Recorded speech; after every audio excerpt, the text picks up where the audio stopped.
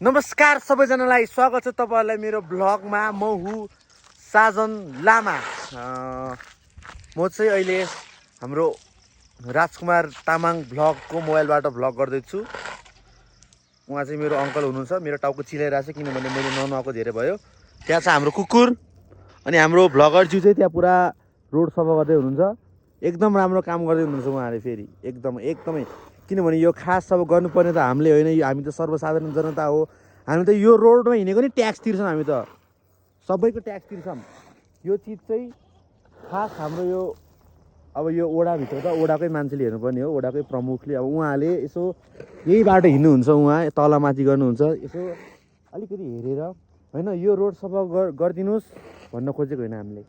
यो रोडमा फोहोर कसरी आएको हो, त्यो नालीहरू थुनेर। अब आजकल बर्खामा त नाली थुनेपछि त पुरा पानी यो रोडभरि बग्दै आउँछ अनि यो पानी सँगसँगै यो बालुवा गिटी पनि बग्दै आउँछ कि माथि ग्राभल हालेको छ नि त। त्यही भएर अब यो सफा गरेको हो, खास एक्सिडेन्ट नहोस् भनेर। अस्ति भर्खरै भयो यहाँ एकचोटि एक्सिडेन्ट, त्यही भएर अब त्यो एक्सिडेन्ट नहोस् भनेर यस्तो गरेको हो।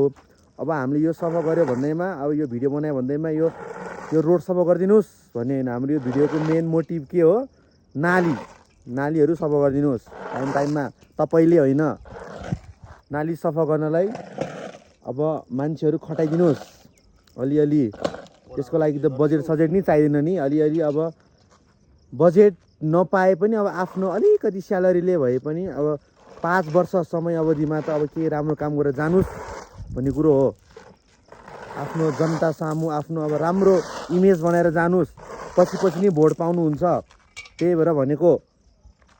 खासै हामीलाई पनि अब यस्तो भिडियो बनाइराख्न त ऊ छैन, के भन्छ त्यसलाई, इन्ट्रेस्ट छैन। अब यो तपाईँलाई नि अब यसले तपाईँलाई नि प्रफिट हुन्छ, हामीलाई पनि प्रफिट हुन्छ। तपाईँले प्रफिट के, तपाईँले राम्रो काम गरेपछि तपाईँले अर्को पालि नि भोट आउँछ।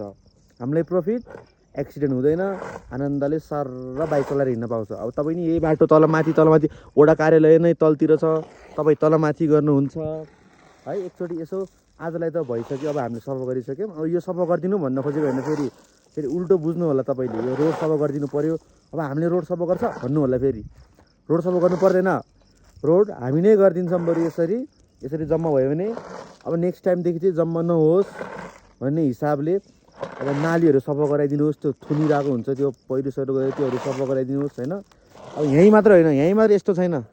यहाँ माथि यो अलिकति मोड अलिअलि देख्न सक्नुहुन्छ तपाईँहरूले, त्यहाँ नि छ। त्योभन्दा माथि नि छ, धेरै छ, तल नि छ, टन्नै कति पुरै नगर मुटातिर छ, कति छ, धेरै हो। त्यही हो, अब आफ्नो ठाउँलाई नि सुधार्नुहोस्।